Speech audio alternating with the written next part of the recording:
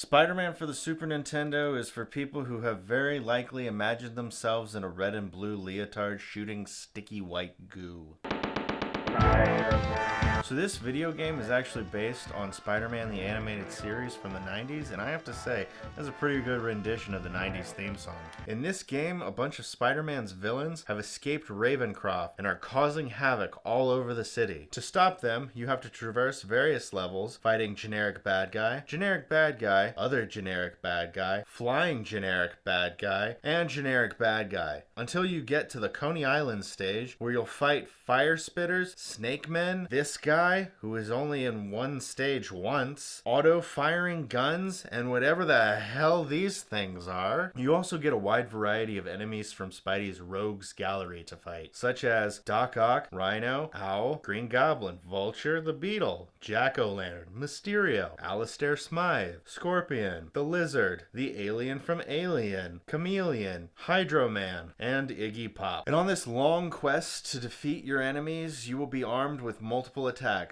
First, you have a punch, which you'll never use because it's shorter than the kick. You have a kick, which you'll always use because it's longer than the punch. And lastly, you get a web button, which makes you shoot a bunch of white sticky goo. And the only time that your white sticky goo is ever needed is when you need to shoot Doc Ock in the face with it. Yep, to defeat Doc Ock, you have to shoot your white sticky goo right into his face. Right into his face. You do have a variety of abilities in the game, such abilities as incredibly stiff controls, no recovery time after getting hit, or outpacing the screen. Now, when you outpace the screen, what that essentially means is when you move left or right, you'll walk almost clear to the edge of the screen. With so little room to react, it's easy for enemies to run up and pummel your ass. By the way, did I mention everything in this game explodes? Well, everything in this game explodes. Also, this song is awesome.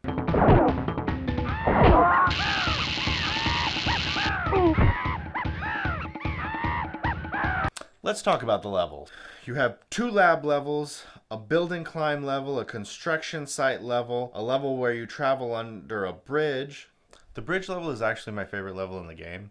There's no music on this level, it's just the sweet sounds of the ocean. You can actually finish this whole level by just swinging across the under part of the bridge. If you fall, you could potentially land on a boat and be saved, or fall into the river and die. Other levels include Coney Island, a roller coaster where you have to jump over a bunch of cars while outpacing the screen. There's a fun house. There's also a hidden sewer level where you fight the lizard. How you find it is by dropping through holes in the floor. In this area, you can get a bunch of supplies. In particular, you can get extra lives. A lot of extra lives. And you're going to need those extra lives because without any post-hit recovery time, you're going to die a whole lot. In the sewer, you can also get 2 different types of grenades and icons that allow you to summon the Fantastic Four for aid. This game is actually pretty simple, and to be honest, I've never really had any use for the Fantastic Four icons or the grenades, so I don't really know what any of them do. The level following the Funhouse level is J. Jonah Jameson's penthouse. You know, sometimes you'll play a game and you'll think to yourself, geez, what drugs were the developers on when they came up with this crazy shit? But when it comes to J. Jonah Jameson's penthouse, really, what kind of drugs were they on?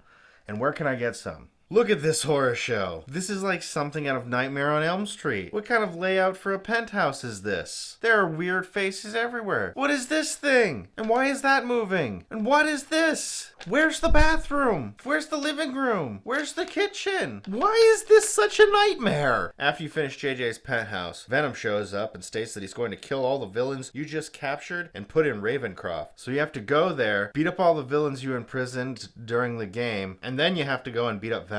And you know what? The Ravencroft level looks suspiciously like some type of ship out of Aliens. Don't believe me? Just take a look at this. There are also a lot of secrets in this game. One of the things about the game design is that you can jump in and out of the background, which lends for more possibilities for finding secrets. Some secrets in the game are very secret, and not everything is self-explanatory. This vent at the beginning won't open until you search the upper levels. Only after can you open it. And this elevator won't open until you defeat the lizard. There are a large variety of secrets, and being able to jump in and out of the background is actually really cool. It's one of the things that I really like about this game. It adds a layer of depth to it. No pun intended.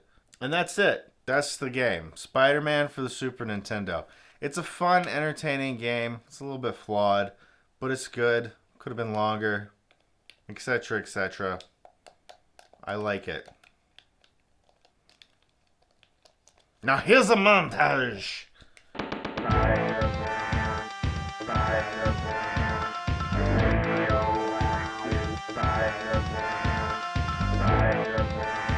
Spider-Man for the Super Nintendo. Spider-Man for the Super Nintendo. Spider-Man for the Super Nintendo. Spider-Man for the Super Nintendo. Spider-Man for the Super Nintendo.